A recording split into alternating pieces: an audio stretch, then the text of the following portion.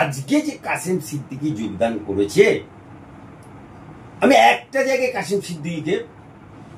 কাসেম সিদ্দিকী বলেছে যে আমি 28 বছর ধর্মীয় জলসা করছি ফুরফুরা শরীফে পীরজাদা হিসেবে। মানুষের কাজ করতে গেলে রাজনৈতিক দলে যোগদান করছি, এই কথাটা উনি বলেছেন।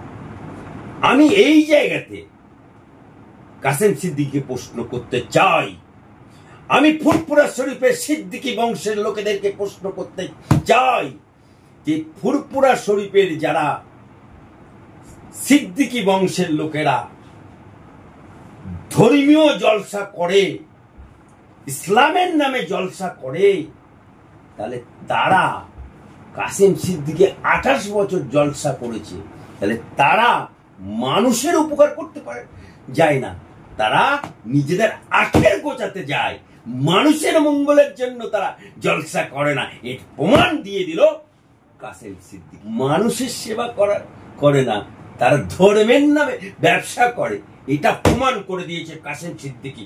সেলুট কাসেম সিদ্দিকী, তোমার এই কথা বলার। আমি কাসেম সিদ্দিকীকে জিজ্ঞেস করতে চাই, কাসেম সিদ্দিকী যদি বাপের বেটা হবে, যদি ইঁদুরের বাচ্চা না হবে, তাহলে আমার কথার উত্তর দেবে। এই কলকাতার রাজপথে দাঁড়িয়ে বিশাল সমাবেশে কি বলেছিল? তৃণমূল যারা করে, তৃণমূল পার্টি যারা করে, প্রত্যেকটা ব্যক্তি চোর চোর চোর চোর চোর চোর বলেছিল। এই কাসেম সিদ্দিকী বলেছিল যারা তৃণমূল করে তাদের জানাজার নামাজ পড়া যাবে না। সেই কাসেম সিদ্দিকী উনি রাজ্যের সম্পাদক হয়ে গেলেন। সম্প্রতি আমরা দেখলাম যে কিছুদিন আগেই কংগ্রেসে যোগদান করেছেন খোয়াবের আহমেদ সিদ্দিকী, ঠিক তার কিছুদিন পরেই তৃণমূলে যোগ করলেন কাসেম সিদ্দিকী। কি বলবেন এই বিষয়টা? দেখুন, এখন এসব সিদ্দিকী এদের বাজারা চলছে না, তাই এরা রাজনীতিতে যোগদান, কেউ যোগদান করছে কংগ্রেসে, কেউ যোগদান করছে তৃণমূলে। তবে কাসেম সিদ্দিকী যোগদানের ক্ষেত্রে আমি এটুকু বলতে পারি, মমতা ব্যানার্জি নিজের ঘর হয়নি বলে ইনি ঘর জ্বালানি পাড়া ভোলানি। আজকে মমতা ব্যানার্জি কংগ্রেসকে ভেঙে তৃণমূল করেছে, মমতা ব্যানার্জি কংগ্রেসের সভাপতি মানস ভূঁইয়াকে ভেঙে তৃণমূলে নিয়ে এসছে, মমতা ব্যানার্জি স্বাগত মোল্লাকে সিপিএম থেকে নিয়ে এসছে, মমতা ব্যানার্জি এসইউসিকে ভেঙেছে, মমতা ব্যানার্জি বিজেপিকে ভেঙেছে, মমতা ব্যানার্জি কংগ্রেসকে ভেঙেছে। মানে ওর কাজই হচ্ছে ঘর জ্বালানি পার ভাঙানি। আচ্ছা, তো কারোর ঘর ভেঙে দাও, দিয়ে নিজের ঘর তৈরি। আজকে যে কাসেম সিদ্দিকী যোগদান করেছে, আমি একটা জায়গায় কাসেম সিদ্দিকী বলেছে যে আমি 28 বছর ধর্মীয় জলসা করছি ফুরফুরা শরীফে পীরজাদা হিসেবে। মানুষের কাজ করতে গেলে রাজনৈতিক দলে যোগদান করছি, এই কথাটা উনি বলেছেন। আমি এই জায়গাতে কাসেম সিদ্দিকীকে প্রশ্ন করতে চাই, আমি ফুরফুরা শরীফের সিদ্দিকী বংশের লোকেদেরকে প্রশ্ন করতে চাই যে ফুরফুরা শরীফের যারা সিদ্দিকী বংশের লোকেরা ধর্মীয় জলসা করে, ইসলামের নামে জলসা করে, তাহলে তারা কাসেম সিদ্দিকী 28 বছর জলসা করেছে, তাহলে তারা মানুষের উপকার করতে পারে যায় না, তারা নিজেদের আখের গোছাতে যায়, মানুষের মঙ্গলের জন্য তারা জলসা করে না। এর প্রমাণ দিয়ে দিল কাসেম সিদ্দিকী। তিনি নিজে মুখে বলেছে যে 28 বছর আমি ধর্মীয় জলসা করছি।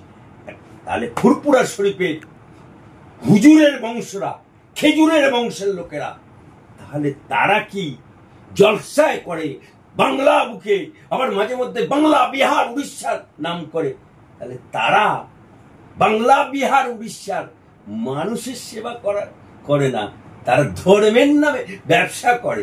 এটা প্রমাণ করে দিয়েছে কাসেম সিদ্দিকী। সেলফ কাসেম সিদ্দিকী তোমার এই কথা বলার জন্য।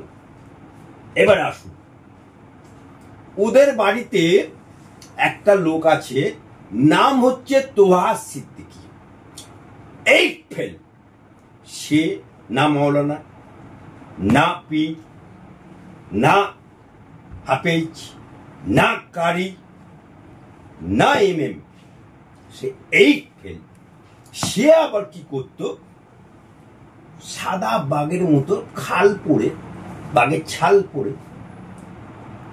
রাজনীতি করত না, কিন্তু রাজনীতির সব সুযোগ সুবিধা নিত। ফিরাদ হাকিম থেকে আরম্ভ করে সবারই কাছে সুযোগ সুবিধা নিত।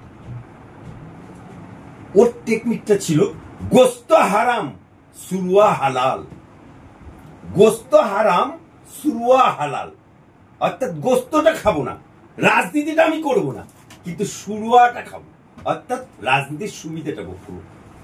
নীল আলো গাড়ি চলবো, পুলিশ স্কট করে নিয়ে যাবে, ইত্যাদি ইত্যাদি ইত্যাদি করত। সেই জায়গাতে এই কাসেম সিদ্দিকী সরাসরি গোস্ত খেয়ে নেবে, অর্থাৎ সরাসরি রাজনীতি যোগ দেবে।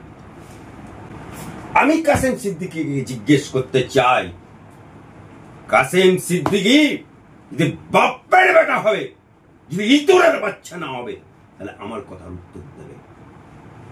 এই কলকাতা রাজপথে দাঁড়িয়ে, এই কলকাতার রাজপথে দাঁড়িয়ে বিশাল সমাবেশে কি বলেছিল, তৃণমূল যারা করে, তৃণমূল পার্টি যারা করে, প্রত্যেকটা ব্যক্তি চোর চোর চোর চোর চোর চোর বলেছিল।